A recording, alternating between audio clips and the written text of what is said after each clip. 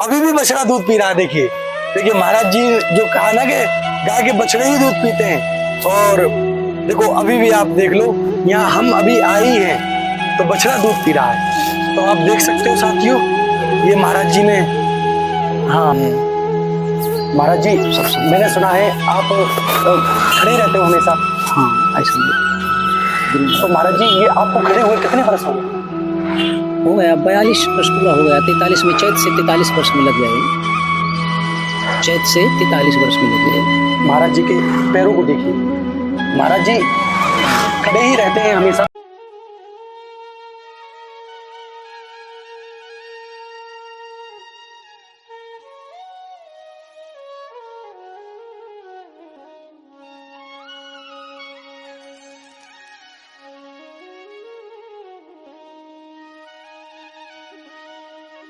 राधे राधे साथियों, जय श्री कृष्णा, जय श्री राम। स्वागत है आप सभी का संत सेवा यात्रा यूट्यूब चैनल में।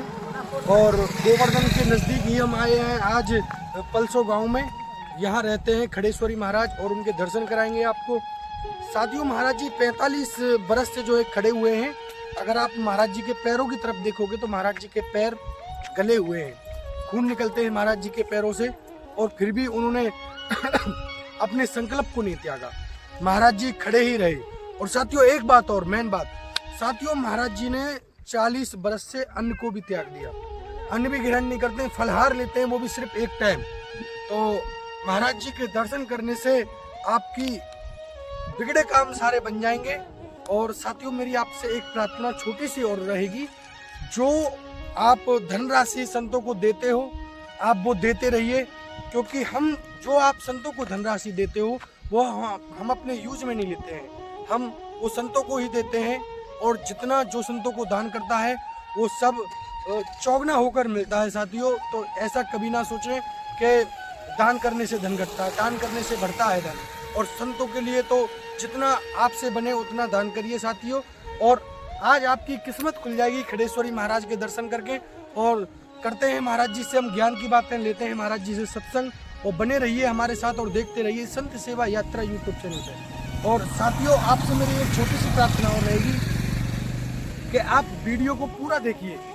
वीडियो को आप पूरा देखोगे तो आपको ज्ञान मिलेगा, कुछ ना कुछ ज्ञान आपको अवश्य मिलेगा। तो आइए देखते रहिए संत सेवा यात्रा यूट्यूब चैनल को।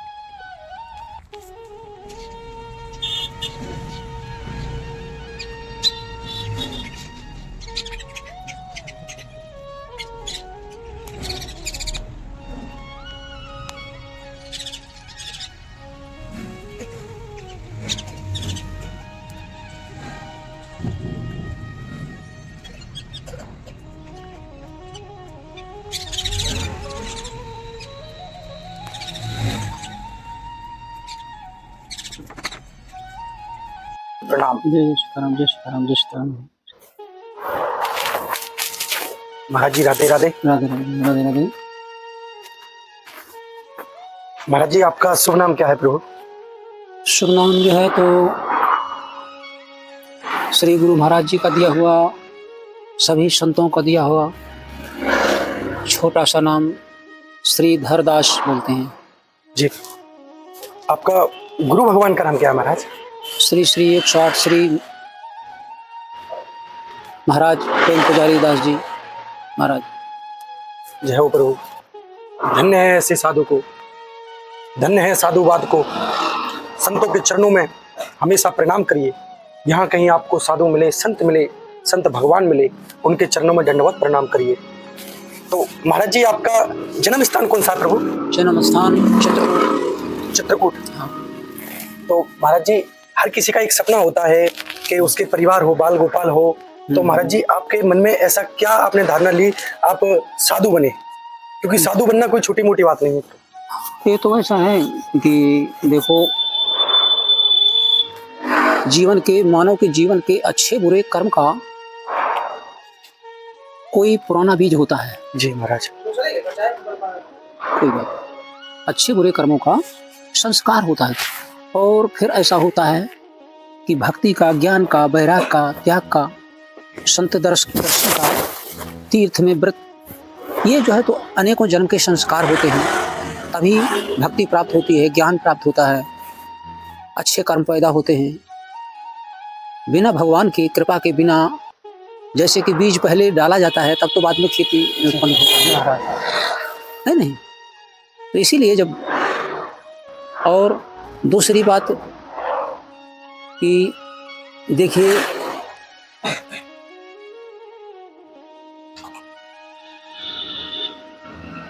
बच्चे के जन्म माता पिता के संस्कार के द्वारा बनते हैं। पहला गुरु उसका माता पिता होता है। यदि माँ के अंदर भक्ति के संस्कार होते हैं, पिता के अंदर भक्ति के संस्कार होते हैं, तो वो निश्चित है कि पुत्र में परिवर्तित होते हैं। जी महाराज, है नहीं जी। अच्छा, और जब पुत्र में परिवर्तित होते हैं, यदि उसको सुरक्षित भगवान ठाकुर जी हनुमान जी की कृपा से यदि उसका माता पिता की आज्ञा का पालन करते हुए पुत्र माता पिता के आचरण के अनुकूल, यदि उनकी वाणी के अनुकूल चलता रहा, तो जैसा माता पिता का आशीर्वाद पुत्र को मिल जाता है, ऐसा गुरु भी मिलता है। माता पिता के आशीर्वाद से गुरु भी इसी प्रकार मिलता है। तो माता पिता की कृपा और गुरु जी की कृपा, गुरु मिले, गुरु के बाद जो है सब संतों की कृपा, जो हमारे चित्रकूट धाम, अयोध्या धाम, जी महाराज क्या कहने, और आपके वृंदावन धाम, जो हमारे सभी तीर्थ धाम के जो महान विभूति या संत हैं, तो जितना थोड़ा मोड़ा सत्संग उनका आशीर्वाद मिला, तो वहाँ से सब चीज़ उनके चरणों के द्वारा, कृपा के द्वारा संत भेष मिला। अब यह है कि देखो, है तो कुछ नहीं, और कभी भी ऐसा मान के भी नहीं चलना चाहिए कि हम कुछ कर रहे हैं। हम कुछ भी नहीं करने वाले सब ठाकुर जी हैं। बिना भगवान की कृपा के कुछ नहीं होता। 1 मिनट जल छोड़ करके नहीं रह सकता, 1 मिनट नींद छोड़ के नहीं रह सकता, 1 मिनट खड़ा नहीं रह सकता जब तक भगवान की कृपा नहीं होती। तो यदि भक्त की जिज्ञासा, प्रेम भाव भगवान के प्रति गुरु महाराज की कृपा से, संतों की कृपा से हो जाए, तो भगवान की कृपा उसके ऊपर हो जाती है कि जो हमारे बड़े बड़े महर्षि मुनि इत्यादि जो भी हुए, वायु आहार किया, जल आहार किया, फल फूलों का आहार किया, पत्ते का आहार किया, तो ये तो परंपरा ऋषि मुनियों की पहले से चली आ रही है। और उन्हीं का हम देखते सुनते, जो आज छोटे मोटे कण है, रज हैं उनके चरणों की, तो जैसा पता करते हैं। ऐसे घोर कलयुग में, हाँ, ऐसे घोर कलयुग में ऐसे साधु को आज मैंने पहली बार देखा। तो इसीलिए जो है महाराज जी, मैंने सुना है आप खड़े रहते हो हमेशा। हाँ, ऐसा ही। तो महाराज जी, ये आपको खड़े हुए कितने वर्ष हो गए? हो गया 42 वर्ष पूरा हो गया। 43 में, चैत से 43 वर्ष में लग जाएगा। चैत से 43 वर्ष में लग जाएगा। महाराज जी के पैरों को देखिए। महाराज जी खड़े ही रहते हैं हमेशा, तो उनके पैरों की हालत देखिए, सूजे हुए हैं पैर, और सूजने के बाद, सूजन खत्म होने के बाद भी ऐसे सूख गए हैं पैर खड़े खड़े। महाराज जी के क्या कहें प्रभु, ये एक तरीके का हट कब हो गया। महाराज जी, अब ऐसा अगर हम संकल्प करें कि हम खड़े हो जाए, तो महाराज जी हम तो दिन कितनी बार बैठ जाएंगे धूल में। होता है, प्रभु आप अभ्यास होता है। ऐसा है कि मानो ऐसी है कि देखो, फलभार अन्न भी छोड़ा, उसके व्रत करने के पहले अभ्यास किया जाता है। आप में भी वही चीज़ है, आप में भी वही चीज़ है, सबके अंदर वही चीज़ विराजमान है, वही क्षमता विराजमान है, वही ठाकुर जी विराजमान है, वही शक्तियाँ विराजमान है, सबके अंदर हैं। और भगवान की तरफ जो कोई, भगवान के चरणों की तरफ जो भगवान की तरफ चल करके कोई देखता है, तो भगवान न जाने कितनी जल्दी उसकी तरफ पहुंच जाते हैं। तो इसलिए ऐसा है कि सब भगवान की कृपा के द्वारा कोई कठिन बात नहीं है, सब कुछ सरलता से हो जाता है। संसार को देखने में जैसे एक मंदारी होता है, बांस पर चढ़ जाता है नहीं? अब देखने वालों को बड़ा ताजुब लगता है कि शायद हम उतने ऊंचे चढ़ जाएं तो वहां से तो गिर जाएंगे, लेकिन अब उसका अभ्यास हो जाता है। उसको भय नहीं लगता कि मैं इतनी दूर पर हूं। उसको इतना अभ्यास कराया जाता है, इतना अभ्यास कराया जाता है कि वो ऊपर भी जमीन जैसे वहाँ खेल दिखाता रहता है, बांस के ऊपर भी उसको जमीन जैसे, हाँ जैसे जमीन पर जमीन पे खड़ा हुआ ऐसा लगता है। महाराज जी आपने जो वैराग्य लिया वो कितनी वर्ष की आयु में ले लिया था प्रभु? हो गया करीबन वही 27 28 का, 27-28 साल की उम्र में ले लिया। पहले छोटा अवस्था में जो है तो रामलीला में पहले भाग था हमारा, रामलीला करते थे, गायन करते थे, शास्त्रीय संगीत करते थे। तो धीरे धीरे वो संतों की रास्ता है, संतों के बीच में जो है तो संतों के बीच में हंसना बोलना और पाठ करना और सब कार्य जो है तो रामलीला के जानते हो, संतों के बीच में तो रामलीला का पात्र जो है धीरे धीरे धीरे धीरे उसी से द्वारा सब, तो उसमें तो सारे जीवन के संस्कार रामलीला में ऐसा है, कृष्ण लीला और रामलीला दो ऐसी है कि सारे संस्कार इसमें बालक को यदि बनना चाहे तो इसमें सारे संस्कार बन जाते हैं। प्रभु ये बात आपकी एकदम सत्य है। हमारे बड़े बुजुर्ग जो कहते हैं वो ये कहते हैं संगत बैठे रंगत आवे। जैसा संग करोगे आप जीवन में अपने अच्छे दोस्त बनाओगे, के संग तू लाग रे तेरी अच्छी बनेगी। इसीलिए बोलते हैं संतों के चरणों में रहोगे तो हमेशा आपको भगवान से करीब रहोगे, हमेशा भगवान से मिले रहोगे, भगवान को याद करते रहोगे हमेशा। इसीलिए मैं दोस्तों आपसे कहता हूँ संतों के चरणों में जो है ना स्वर्ग है, संतों के चरणों में भगवान की प्राप्ति है। अगर आप संतों के चरणों से जुड़े रहोगे तो आपको भगवान की प्राप्ति मिलेगी। आपका जो दिल है वो हमेशा गदगद रहेगा, आनंद में रहेगा, क्योंकि जो ये मोह माया है ना यही हमारे मन को भटकाती है। और महाराज जी का जीवन देखिए, महाराज जी ने 42 बरस, अब 43 बरस होने वाली है जेठ में, 43 बरस से महाराज जी ने, ये भी एक तप है। मैंने अपने जीवन में, मैं सत्य बता रहा हूँ महाराज, आज मैंने पहली बार आपके दर्शन करे हैं। वाकई में इस रास्ते से कई बार गए, पर मैं जिस दिन मैंने आपके दर्शन करे मेरे को मेरे अंदर कुछ अलग महसूस हुआ। मैं कि तेरे क्या भाग्य है पंडित, तेरे को आज महात्मा के दर्शन हुए। इतना कुछ हुआ है, 44 वर्ष हो गया फलहार करते हुए, अन्य छोड़े हुए, और 42 वर्ष खड़े हुए। महाराज अन्न भी ग्रहण नहीं करते हैं, फलहार शाम को। हाँ 24 घंटे में फलहार है। हाँ मौन व्रत भी रहते हैं। हाँ 12 वर्ष रहा, फिर वहाँ से 12 वर्ष रह करके मौन व्रत, फिर जो है तो यज्ञ करवा करके।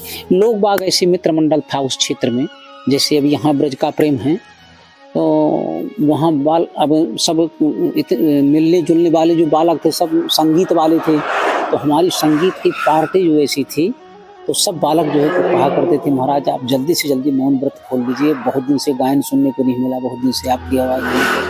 तो ऐसा जो है हमेशा जो है तो लगे रहते थे। तो उन्होंने कहा फिर उनको बने लिख करके बताया कि ऐसा करो यज्ञ की तैयारी करो।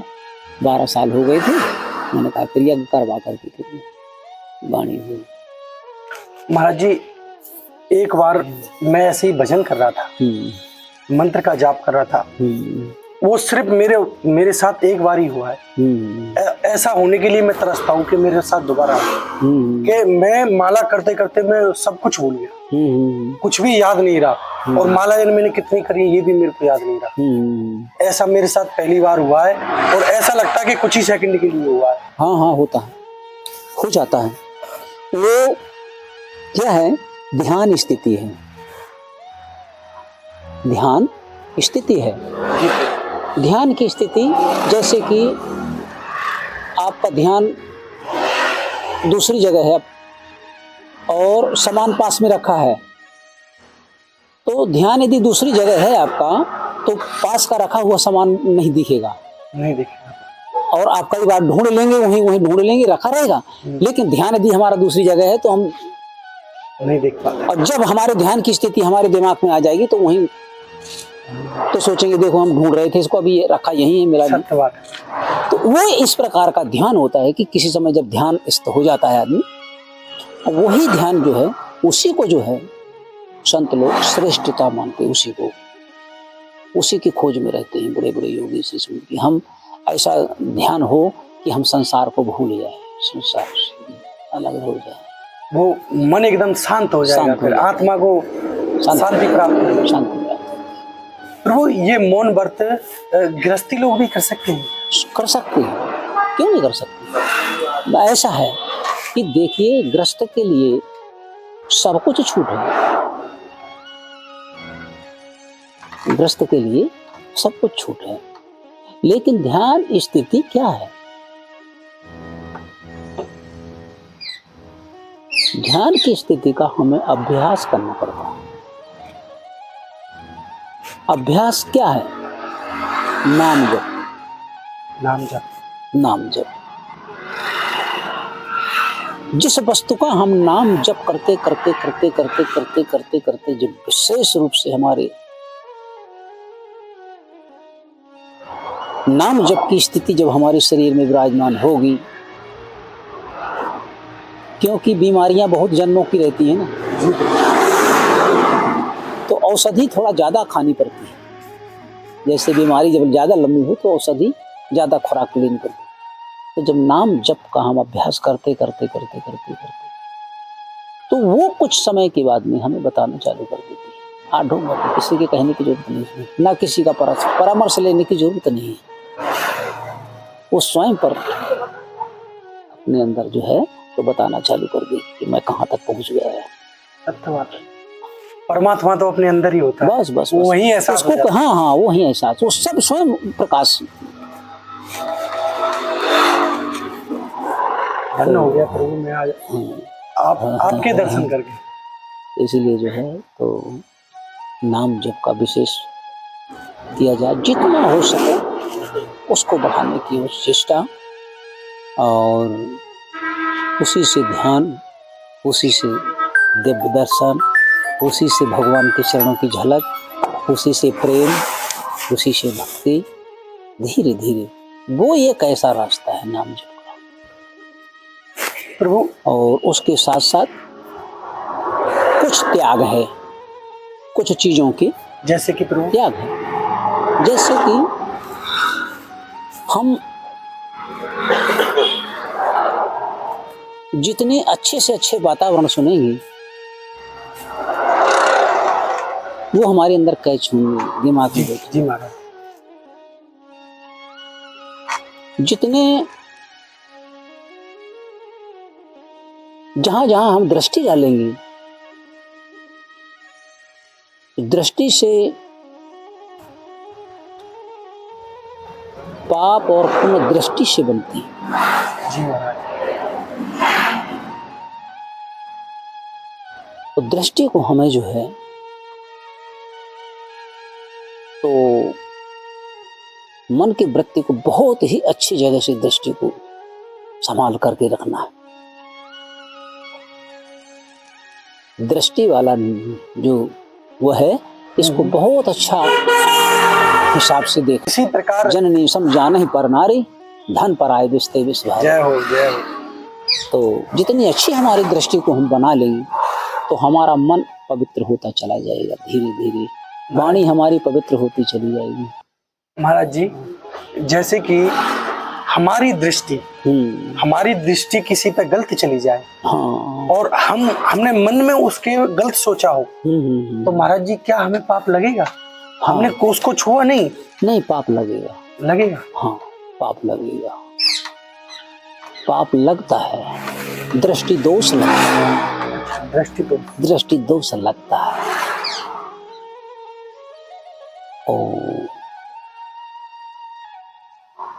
लेकिन यह है कि ये जो युग चल रहा है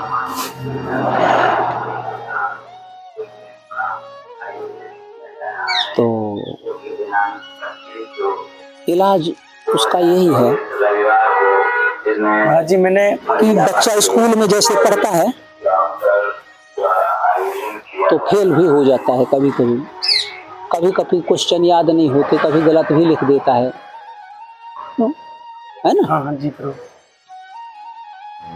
तो उसका सुधार मास्टर, जो ज्ञानी मास्टर होता है, अच्छा बुद्धिमान मास्टर होता है, भावुक मास्टर होता है, अच्छे, तो वो सुधार लेता है बच्चों को। इसी प्रकार जो बड़े बड़े हमारे महान विभूति या संत हैं, है ना। तो उसका अपराध जो है क्षमा।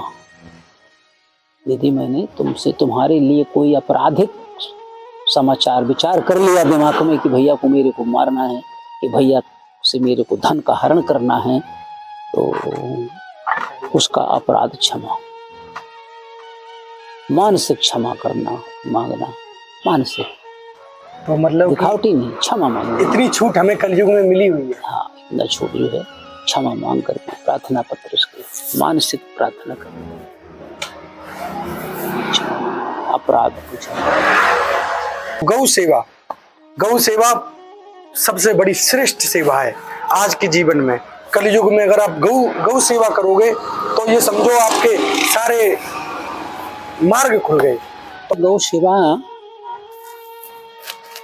भगवान का जब जब जन्म होता है तो चार लोगों की चार वस्तुएं हैं। जी प्रभु। विप्र, ब्राह्मण, धैन, गौ। विप्र, धैन, सुर, देवता जी।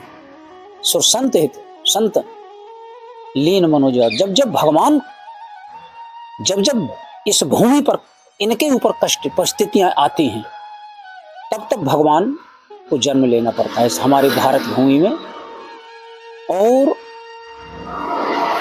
हमारा देश जो है,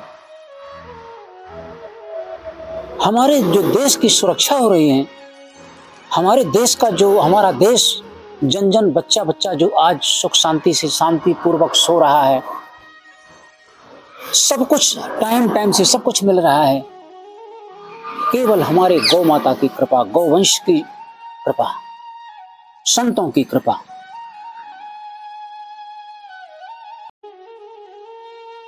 तो ये है कि आज की स्थिति यदि देखा जाए तो विशेष स्थिति सबसे मात्र गौ माता की ही देखी जाती है।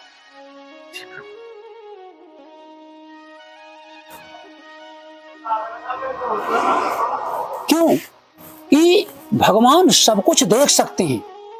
हमारा देश जब भी परिस्थिति में आएगा, दुखी होगा, परेशानियां आएंगी, तो जब तक भगवान की कृपा होगी तब तक हमारे देश में किसी भी प्रकार का किसी प्रकार का बाधा, कोई किसी प्रकार की परिस्थिति आने वाली नहीं है। लेकिन जब इन चार व्यक्तियों पर परिस्थितियां आती हैं, उस समय परमात्मा ठाकुर जी को वो नहीं सहन कर पाते हैं, रो जाते हैं ठाकुर जी। हाँ। तो क्या है कि आज स्थिति जहां तहां जितने भी संतों ने जितनी जहां जिसकी हैं गौशालाएं बनी हुई हैं, लेकिन फिर भी हमारे देश में सबसे ज्यादा यदि दुख कहा जाए तो गौ माता को, गौ माता को सबसे ज्यादा बहुत दुखी है। खेतों में भाग रही है, डंडा खा रही है। जब तक दूध निकला तब तक किसान भाई अपने पास रखते हैं, और जहां दूध खत्म हुआ तहां गाय को छोड़ देते हैं। कोई तार में रच के मर रही है, कोई करंट में रच के मर रही है, कोई एक्सीडेंट में मर रही है, कोई देखने वाला नहीं इस गौ माता की परिस्थिति को। और मेरे यहाँ तो न जाने कितने लोग छोड़ने के लिए आ जाते हैं कि महाराज जी, किसान यहाँ 2-4 गांव के आते हैं कि महाराज जी गौ ले लो, हमारे पास खाने की नहीं व्यवस्था नहीं है, महाराज गाय दूध बिल्कुल नहीं दे रही है। हम सोचते हैं भैया चलो कोई बात नहीं, जैसा भी है भैया तुम दे जाते हो दे जाओ। तो बहुत ऐसे लोग यहाँ 2-4 गांव से गाय भी लाते हैं तो रख लेते हैं, क्योंकि देखो जितना हमारे पास क्षमता है, जितनी व्यवस्था है, जितना कर सकते हैं उतना धीरे धीरे लगे रहते हैं। ज़्यादा कोई खेती नहीं है, कोई बारी नहीं है, कोई किसी प्रकार का कोई आमदनी तो यहाँ है नहीं, केवल मात्र एक भिक्षावृत्ति से चलाते हैं सब जितना भी है। और ये करीबन 30 वर्ष हो गया चलाते हुए, लेकिन ठाकुर जी सब हनुमान जी चलाते हैं, चलता रहता है भूखी मरती। जैसे धीरे धीरे सुविधा, अभी पहले झोपड़े में रहते रहते धीरे धीरे कोई भगत को दया आ गई, देखा तो टीना डरवा दिया। इसी प्रकार जो है भक्त धीरे धीरे थोड़ा इतना ये होकर के अभी तक यहाँ तक आ गया है। और हमारा भी ये विचार है कि हमारा जब तक ये जीवन रहे तो जितनी गौएं हमें दीन दुखी विकलांग परिस्थिति की मारी मिले उतनी हम इकट्ठा करते चलें। उसी प्रयास में हमारा है कि जितनी ज्यादा से ज्यादा गौ बढ़ाई जाए। जहां तक हमारा जीवन रहेगा तो हमें गौ सेवा, संत सेवा, अतिथि सेवा हमारा जीवन का यही लक्ष्य कि यही हमारा करते करते ठाकुर जी हमारा शरीर। जय हो महाराज, धन्य है आपके जीवन को, धन्य है प्रभु।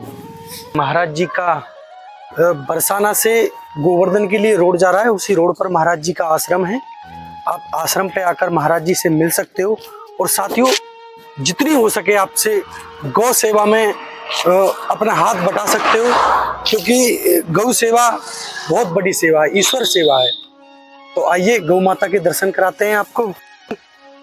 तो यहाँ महाराज जी ने पूरी तो जो है कि व्यवस्था देखो, यहाँ धूप सेकने के लिए गर्मी आ जाएंगी तो छांव पेड़ भी लगे हुए हैं। तो महाराज जी के पास बड़े ही प्रेम से गाय रहती हैं। और देखो अभी भी, सुनो भैया जी, उधर भी देख लो, तो ये बछड़े जो दूध पीते रहते हैं। नाम है इसका नाम चंदा। चंदा चंदा नाम है।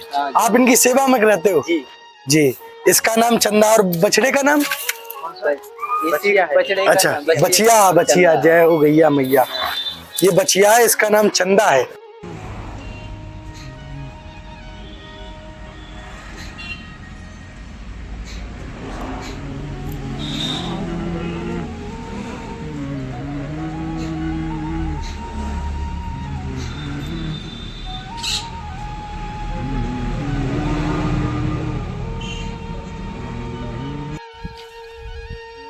तो साथियों, कैसा लगा आपको महाराज जी का सत्संग? और महाराज जी गौ सेवा भी करते हैं। और महाराज जी का सत्संग आपको अच्छा लगा हो तो हमें कमेंट करके बताइए, जिससे कि हमारा हौसला बढ़े। और साथियों, एक यहाँ के लोगों से मैंने सुना है, भक्तों से मैंने सुना है, और महाराज जी के जो चेला है मैंने उनसे भी सुना है कि यहाँ पर आने से इंसान के बहुत बिगड़े काम बन जाते हैं साथियों। तो यहाँ पे आइएगा। और साथियों, हाँ, एक चीज़ बताना मैं आपको भूल ही गया हूँ। यहाँ पर एक बर का पेड़ है। बर के पेड़ में से गणेश जी निकले हुए हैं। उनके दर्शन आपको हम कैमरे के सामने नहीं करवा सकते हैं। अगर यहाँ आप आओगे तो आपको हम दर्शन अवश्य कराएंगे, क्योंकि महाराज जी ने कहा कि हमारे गणेश जी को आप कैमरे के सामने मत लाइए। बिल्कुल साक्षात बर के पेड़ में से गणेश जी निकले हुए, मुकुट के साथ, सूंड के साथ, दांतों के साथ। तो साथियों, आप आइए साथियों, यहाँ पर दर्शन करिए। यहाँ पे दर्शन करने से आपको अवश्य लाभ मिलेगा। राधे राधे, जय श्री कृष्णा, जय श्री राम। फिर मिलते हैं एक दिव्य तपस्वी संत के साथ और अद्भुत सत्संग के साथ। राधे राधे।